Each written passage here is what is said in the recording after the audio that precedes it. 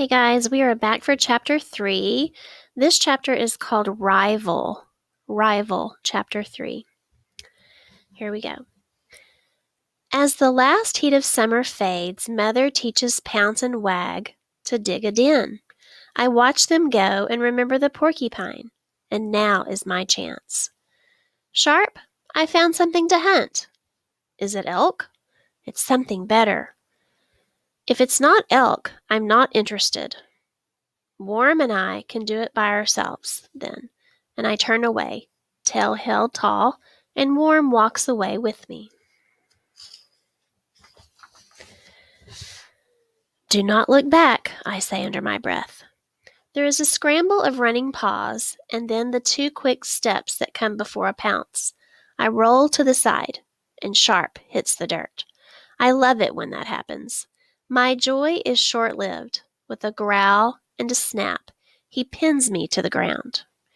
Where do you think you're going without me? I squirm and tug and push, but I can't work myself free. With a huff of disgust, I show my throat to him, and he lets me up. Swift and I can hunt without you, Worm says. He sits down to stop his wag. Oh, no you don't, Sharp says. I've got this one. It is all going better than I planned. Over by the watching spot, I say, by the stand of pines. Sharp takes the lead, all swagger. Worm and I follow at a respectful distance. Neither of us can hold the wag. We come to the spot where Father watches the mountains, and we both hear it at the same time. Ravens, a whole cloud of them. We look out over the prairie, and vultures circle above the ravens. Someone has made a kill, but Father and Mother are not hunting today. I look beneath the cloud of birds, and there are wolves, many of them. We should tell. Worm is already gone. In a few heartbeats, he and Mother are by my side, looking and pacing. Will we leave? Worm says. Should we go? Every time I look, there seem to be more wolves on the prairie. My heart sinks. Mother turns. She fixes me with her amber gaze. I cannot look away. I stand taller. Pounce and Wag stand on either side of me. Sharp lifts himself up, a full head taller than the rest of us. I nudge Worm into place. We belong to the mountains, Mother begins. And the mountains belong to us, we reply. Look at you, all grown, she says. What do I have to fear? With such wolves for my own. Stay here. Father and I will mark our borders.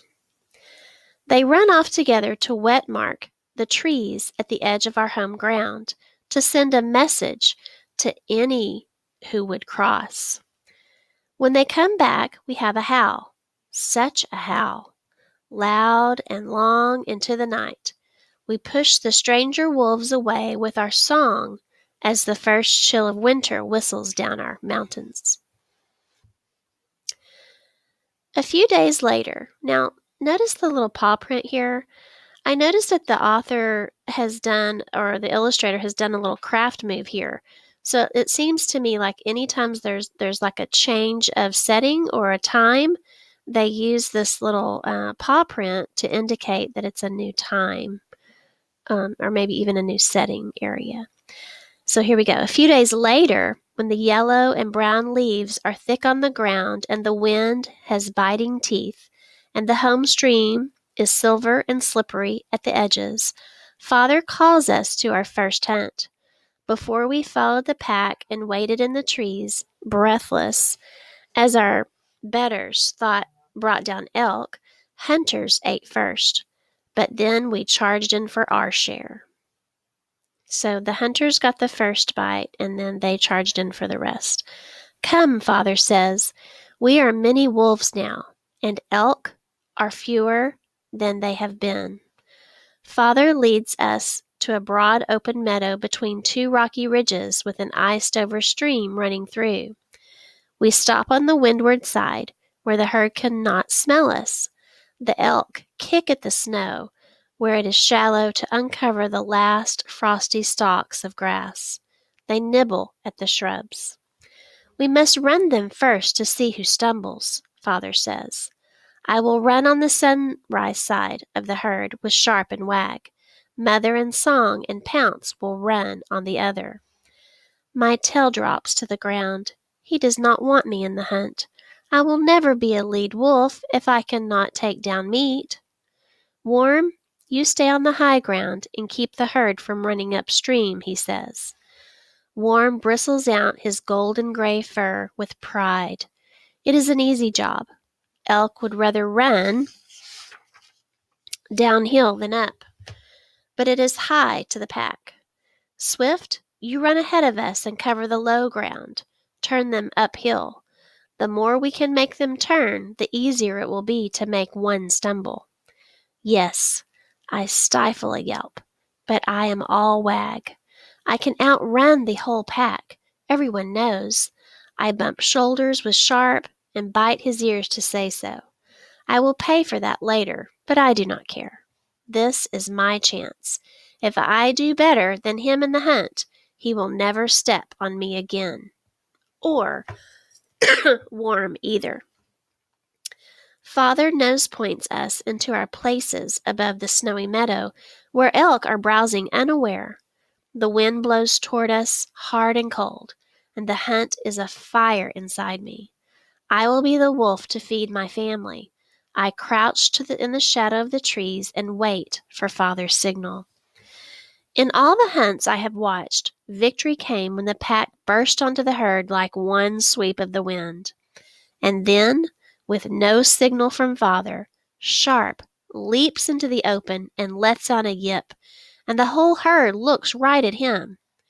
Go, Father growls to me. It is too late to scold. We are one pack in victory and one in loss. I charge into the meadow, furious.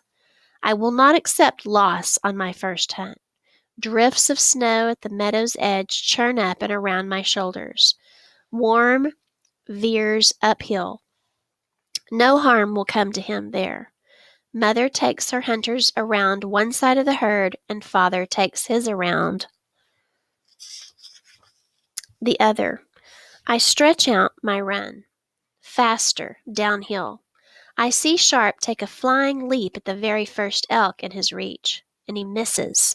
Sharp is all pup, all wrestle and impatience. I will pin him to the ground later if it takes me 1,000 tries. He does not even look to see if his elk is staggering. Father only watches the elk's legs, nothing else. When he finds an elk off its stride, he will move in for the kill. The elk gallop through the snow, dodging away from the deepest drifts at the edge, leaping over the patches of ice in the middle. Their high-pitched sounds of panic echo around us. I run hard to gain the head of the herd and turn them back uphill. The first elk shies away from me, and then another. The rest follow. I can hear Father and Growl running behind me. I catch a glimpse of Mother and Song through a forest of running legs. A tall elk with many points on his rack burst past me. I let him go. He is too fine of a creature to catch. I make the rest of the herd turn and then run back to make them turn again. Sharp has shaken off his mistake. He is bounding along Father's heels. On the third turn, Father sees an elk break stride. He jumps for the throat. I let the rest of the herd go. Father's teeth are deep into the shaggy black fur of the elk's neck. I can taste victory. I run to give my father aid, but Sharp is many strides ahead of me. He leaps at the elk's shoulders and sinks his teeth into the crown of the neck. Father loves his grip from the force of Sharp's blow. Father loses his grip from the force of Sharp's blow. Not even Mother and Song are fast enough. By the time I am placed to spring, the elk is already dead. Well hunted, Father says to Sharp. We stand in a ring around the elk, breathing hard, thankful for the life that gives us life. Everyone eats and everyone is eaten. Growl used to say to us when we were pups. And so we take a moment to be grateful that we are the ones eating this time. Then we step back while Father and Mother take their first share, the rest of us panting and yipping with glee at the smell of fresh meat. Song is always second to eat, and then us yearlings, and then Growl. But this time Father brings Sharp to the food before Song and says nothing when he gobbles down all the choicest bits. By the time it is my turn, there is almost nothing left but nibbles and bone. I crack open a long leg bone and lick out the center. It fills me up, but I leave the meal unsatisfied and more determined than ever to beat my brother. We turn back to our gathering place at nightfall, leaving the scraps of our kill for raccoons and slinking coyotes. Okay? So I'm thinking to myself, Swift is probably not feeling the best right now because he feels like his brother is again one-upped him one more time. So I'm thinking in my head, I'm sure that's going to change at some point, but that's something I'm going to be watching for. So here's another track. So it probably means time has changed again. All winter long we hunt, filling our bellies, leaving red-stained snow and scraps for scavengers behind. All winter Father chooses me to run the herd and Sharp to help make the kill. I can run circles around them all, but Sharp is still the biggest. We are yearlings, but he is as tall as Father, and if he keeps getting first to go at the meat, he will be as big as Father soon. I am not the bringer of meat. Maybe I never will be. I grow restless as the season turns. I stop following Father to the watching spot and find my own place away from our family meeting ground. I turn my face to the setting sun and watch the wide open prairie with its herds of elk and cows and sheep. Warm joins me, curling up under my chin so that I can hear his heart. His heart beating with mine. This is my home ground. I love every stream and strand of trees, but Sharp always wins, and I do not want to be his following wolf. Take me with you when you go, Worm says. I growl an answer, not yes, but not no. I lick his ears where Sharp and Pounce like to bite. Summer is coming again, and we will be yearlings no more. Mother has been in the den for the full circle of a moon. Growl is weaker than before and needs to be fed like a pup. My pack needs me. I could never leave them. I would follow you anywhere, Worm says. Oh, so Worm really likes Swift. So sweet. Okay, so that's the end of chapter 3, and we'll read chapter 4 next. Thank you, guys.